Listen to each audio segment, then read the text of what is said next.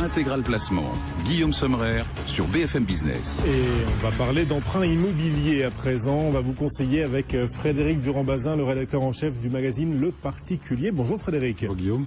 Les erreurs à ne pas commettre au moment de souscrire un crédit immobilier. On va voir comme ça quelles sont les différentes erreurs à surtout ne pas commettre. Déjà, c'est plutôt l'inverse. C'est plutôt profiter des erreurs que la banque a faites pour en tirer profit. Ah carrément, vous êtes vicieux là quand même. Un peu, ouais. Très bien, alors allons voir le banquier. Mon banquier, quelles sont ses obligations quand je viens le voir pour souscrire un emprunt déjà? Dites-moi tout pour que je puisse le piéger après. Alors, donc vous savez, quand vous souscrivez un crédit immobilier, votre banquier, il est censé vous fournir une information complète sur ce que vous êtes en train de souscrire. Tout ça, c'est réglementé par le Code de la consommation, c'est l'article L312 et suivant, qui réglemente l'ensemble des données que le banquier doit vous fournir pour vous donner une information la plus complète possible.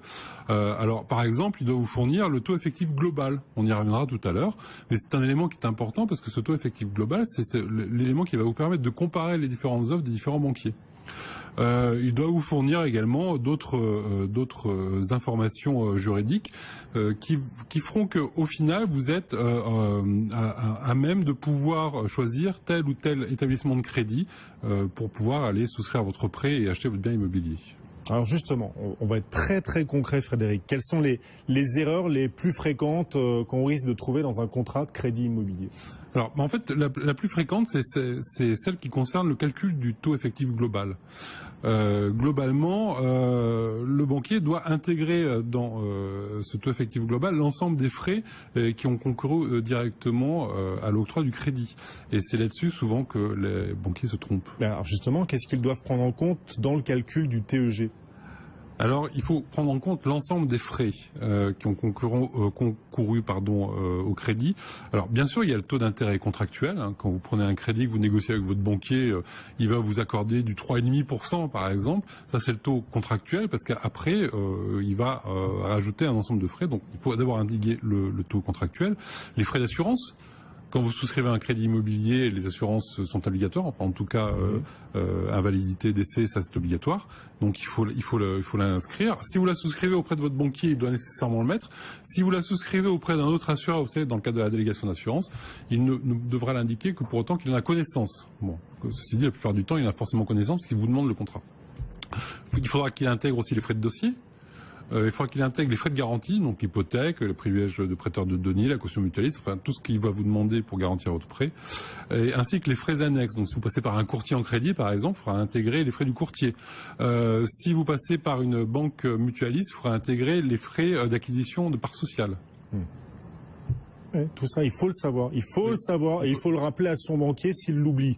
Exactement. Parce que ça arrive, hein, c'est ce que vous nous dites. Quels sont justement les autres oublis fréquents des banquiers au moment de rédiger un crédit immobilier? Alors, on parlait des banques mutualistes. Effectivement, quand vous allez souscrire un crédit auprès du Crédit Mutuel, auprès d'autres banques mutualistes comme ça, très souvent, ces banques mutualistes ne prêtent qu'à leurs clients.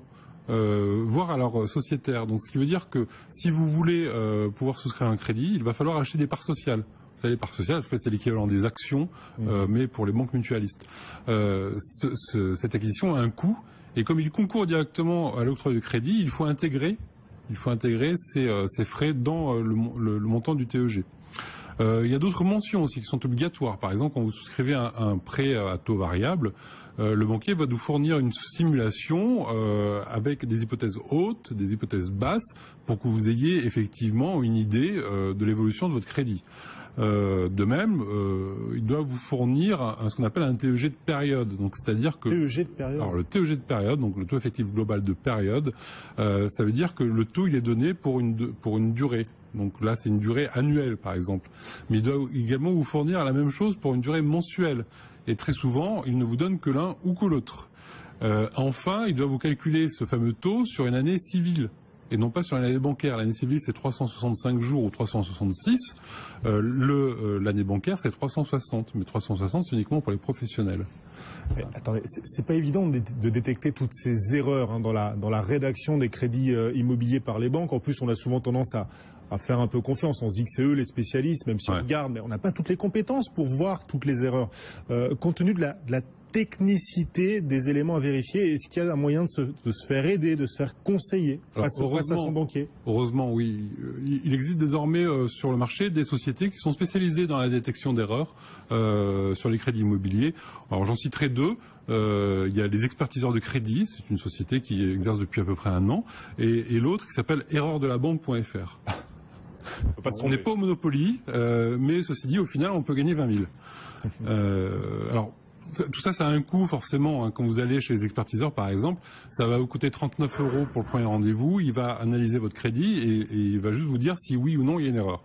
Si vous voulez avoir un dossier complet, un dossier d'une 50aine de pages qui va vous permettre après de négocier auprès de votre banque, ça va vous coûter un peu plus cher, ça va vous coûter 245 €. Chez Erreur de la Banque, c'est pas tout à fait le même modèle. Ça vous coûte rien.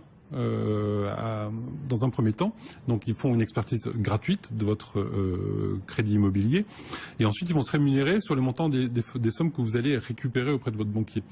Et là, je me permets de faire, c'est même pas une parenthèse, c'est même le nœud de cette affaire-là. C'est que pourquoi est-ce qu'on s'échine comme ça à trouver des erreurs dans son crédit immobilier? On l'a pas dit, mais c'est fondamental. Oui. Sachez que si jamais il y a une erreur dans votre crédit immobilier, vous êtes fondé à demander à la banque à ce qu'elle substitue au taux contractuel le taux légal. Ça, c'est la punition ultime. Le taux contractuel aujourd'hui, on va dire, c'est entre 3,5 et 4%, pour avoir une fourchette large. Le taux de l'intérêt légal aujourd'hui, c'est 0,04%. Wow. Ça veut dire qu'au final, un autre crédit d'environ 15 ans sur 300 000 € pour dire quelque chose, les économies peuvent porter sur plus de 50 000 €. Donc vous voyez tout de suite l'enjeu. Ouais, non, là c'est des vies qui basculent. Ah, c'est une vie qui bascule. Est-ce que je peux contester la validité d'un prêt immobilier que j'ai souscrit il y a 10 ans par exemple? Alors, légalement, vous avez normalement 5 ans pour contester la validité de votre crédit immobilier. Mais attention, c'est là toute la subtilité, et c'est l'article 1304 du Code civil qui le précise. On ne prend pas en compte la date de souscription du crédit, mais le moment où vous avez découvert l'erreur. Donc, ce qui veut dire que si aujourd'hui vous allez chez votre banque, chez votre société d'expertise ou une association de consommateurs spécialisée, et que vous leur apportez le crédit, votre prêt qui détecte l'erreur, le point de départ, il est maintenant.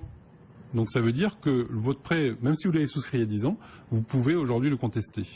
D'accord. Et en pratique, comment je fais justement? Comment est-ce que je peux agir si mon contrat comporte des erreurs? Je vais voir qui. Alors, première chose, bien entendu, vous allez voir votre banquier, vous essayez de négocier avec lui. Alors, vous n'allez pas forcément négocier la substitution de l'intérêt légal. Vous allez négocier des éléments qui vous intéressent. Donc, par exemple, vous allez négocier la suppression, par exemple, des indemnités pour rupture anticipée du contrat. Si jamais vous voulez revendre votre bien et en racheter un autre. Ou alors, si vous allez effectivement souhaiter acheter un autre bien à crédit, négocier un taux préférentiel pour le prochain crédit. Vous pouvez aussi négocier une baisse du taux nominal du crédit.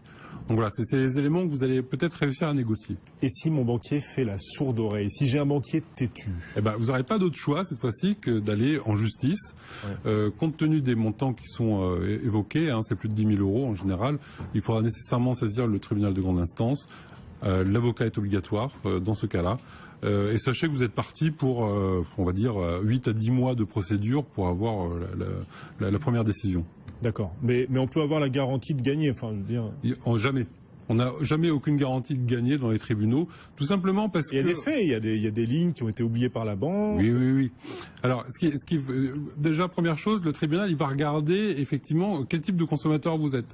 Si vous êtes un consommateur dit averti, donc par exemple, vous êtes un juriste, vous êtes comptable, vous êtes banquier vous-même, donc vous êtes techniquement à même de pouvoir détecter les erreurs tout seul dans votre contrat. On va pas retenir la date de révélation de l'erreur, mais on va retenir cette fois la date de souscription du contrat. Donc pour les contrats qui ont plus de 5 ans, oui.